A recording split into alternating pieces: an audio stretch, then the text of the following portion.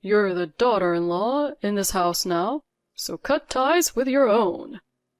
I was stunned when my husband and mother-in-law yelled at me not to attend my own mother's funeral. I couldn't help but blurt out, "What the hell?" I had made up my mind. I was getting a divorce. Just as I decided, my sister-in-law, who had never been involved, suddenly said something outrageous. "My name is Lucy, 38 years old. My late mother named me Lucy, hoping I'd lead a life full of light. We were a single-parent family, but I never felt lonely or wished for a different family. The warm memories of my mother and my kind late father are treasures to me. I always thought mothers were warm and loving, but my mother-in-law showed me otherwise. It was 10 years ago when I first realized this. I had just married my boyfriend, Brian. We had been together for a long time, and I expected every day to be full of happiness. But the day after our wedding, Brian said something unexpected. "Pack your things." Back then, I was living with him in the apartment we had shared while dating. Originally, he lived alone, and I gradually moved in. We didn't have the financial means to find a new place after the wedding, so I assumed we'd stay there. But Brian told me, "We're living at my place from today." He started packing clothes into a large bag. I couldn't help but ask, "Oh, wait, isn't this your place?" He sighed and said, "We're moving to my family home." "Wait, did we talk about this?" "No, but it's common sense that newlyweds live with a husband's family," he replied. "It is?" I grew up in a single-parent household with distant relatives and few friends, so I didn't know much about such customs. I'd seen TV dramas where the wife lives with her husband's parents, and it leads to trouble. My only married friend lived in a multi-generational home with her own parents. Brian's so-called common sense gave me a bad feeling, even though I didn't know much about it. But I was told we had to leave the apartment, so I had no choice. Even though I was annoyed that he hadn't told me earlier, I decided to make the best of living with his family. Brian's family consisted of his mother and sister. His parents were divorced, so like me, he was raised by a single mom. We had a lot in common, and I thought I'd built a good relationship with his mother and sister through our wedding preparations and visits. I naively believed living with them. But as soon as we arrived, my mother-in-law said, "Welcome. From today, you'll be working as my daughter-in-law." I was speechless. I thought I didn't marry to become a housemaid, but I was afraid to speak up, fearing it would affect our relationship. I hoped she didn't mean it maliciously, but within minutes, I realized her words were full of malice.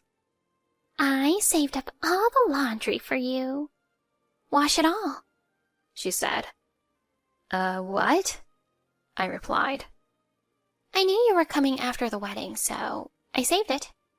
Be happy, it's your first job. We're counting on you," she added. I wanted to feel needed by my new family, but not like this. She explained how to use the washing machine, showed me the detergent, and before I knew it, I was hanging laundry outside. She was bossy, and when she glared, I couldn't help but obey. She acted more like a boss than family. I realized her previous kindness was just an act. She even said, "I was tired of doing everything myself. When my son said he was getting married, I wanted anyone to join the family fast." And, "You may not have looks or status, but as long as you're healthy, you're useful here." It felt like a prison camp. I was expected to do all the chores, drive her to outings, give her massages when she returned, and eat last. I had to bathe last, sleep last, but wake up first. If I slept in, she'd yell, "Why did you marry into this family?" I didn't marry to be a servant, but my beloved husband seemed to be an agent for this camp. He used to walk on the street side to protect me, but now ignored his mother's behavior. When I asked for help, he said, "It's a wife's duty." His logic was just ridiculous. I realized I shouldn't have expected him to help when I was asked to do a massive shopping trip. I thought, does she really need all this? But went along since I had the car and didn't have to carry them back home on foot. But when I returned, she scolded me, saying, "Why did you buy so much? I didn't even tell you to go shopping, and buying that much stuff is just stupid," she said. She had ordered 7 gallons of milk and 18 rolls of toilet paper. I may not be smart, but even I know you can stockpile toilet paper. But buying 7 gallons of milk with a short expiration date is ridiculous. I only bought them because she asked me to. My husband sighed and said, "You can't even shop properly?" The harassment grew worse, and my husband started siding with her. I began to think about divorce soon after our marriage. But what would my mother think? When I told her I was getting married, she said, "I'm happy your family is growing."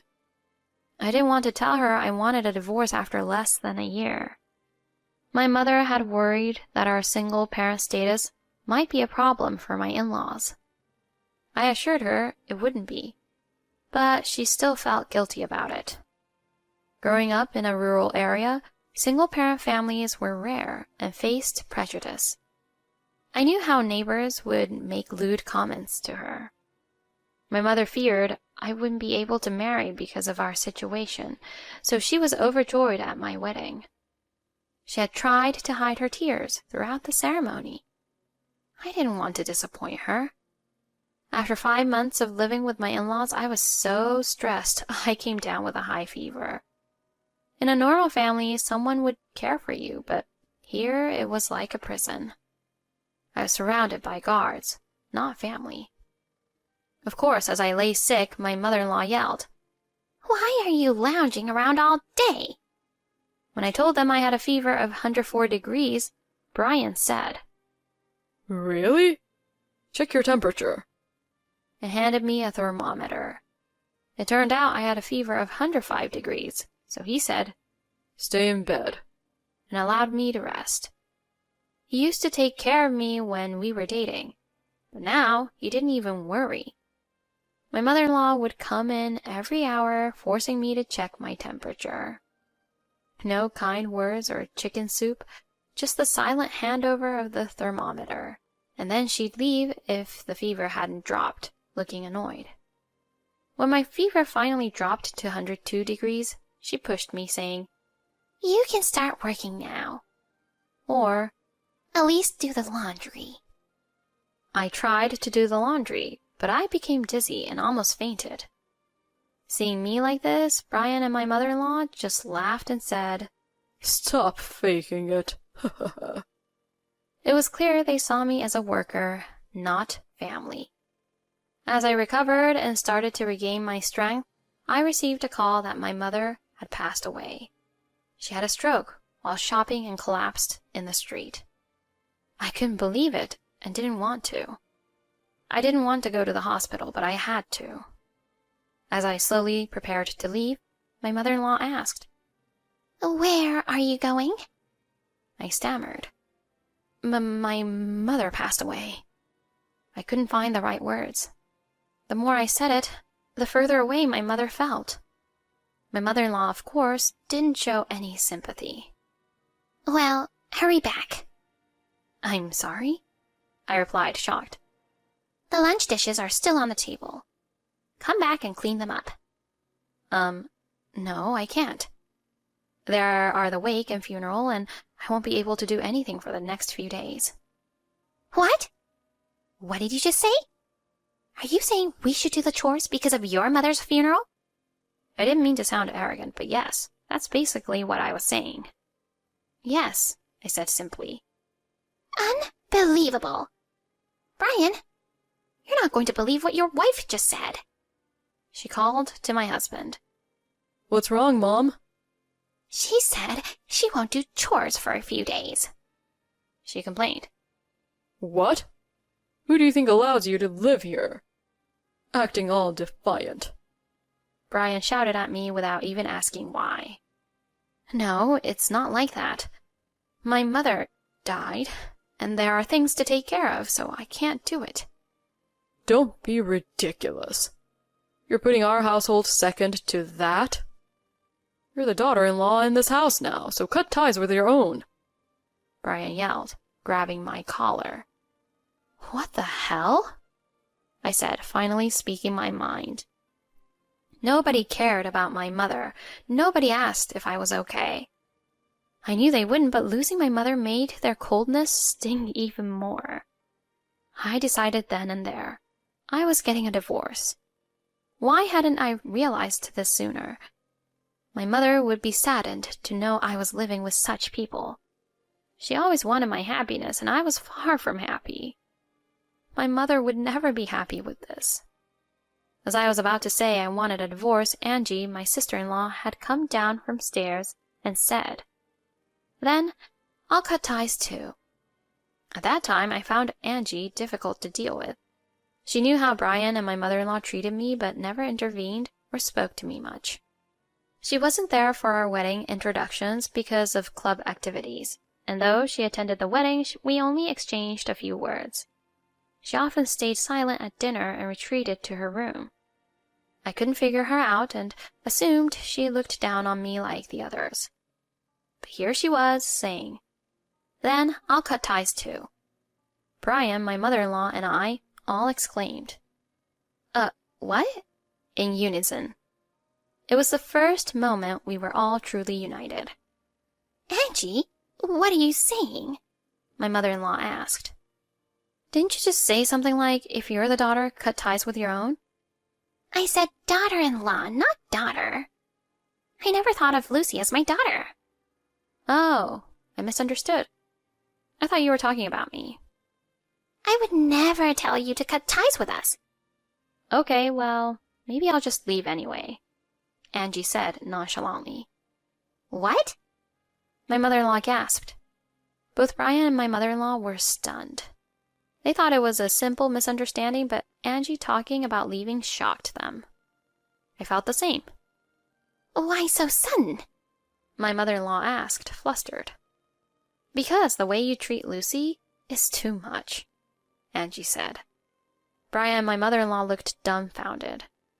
I was stunned that my sister-in-law, who I had issues with, was standing up for me. "Since before the wedding, you've been treating her like a worker, not a bride." "Ugh, you were nice only until she couldn't leave, then treated her horribly." I thought of telling Lucy when she came to the house for the first time, or even at the wedding, but I didn't want to be scolded by you two, and Lucy wouldn't have believed me without trust between us. But it's been eating at me, and seeing how badly you treat her made me hate this family. Lucy, I'm sorry. That's why I avoided you." Angie confessed. Her sudden confession made me understand. She had been stuck between her family and me. I smiled at her clumsy kindness and said, "It's okay, Angie. Thank you for caring. If this was a workplace, you'd be fired for this kind of treatment, you know. This is non-compliance," Angie pointed out. What? My husband and my mother-in-law exclaimed. "Oh, hush. You don't give Lucy any breaks and make her work non-stop. You degrade her character and constantly berate her. It's a storm of violations that would make the news. Just because it's a family and not a company doesn't make it right. This is outdated behavior." "But when I was young, my mother-in-law treated me the same way." "And you hated it so much you got divorced. Why repeat it? Are you stupid or something?" Angie asked bluntly, and her mother was speechless. "Angie, maybe you're too young to understand, but a wife serves her husband's family."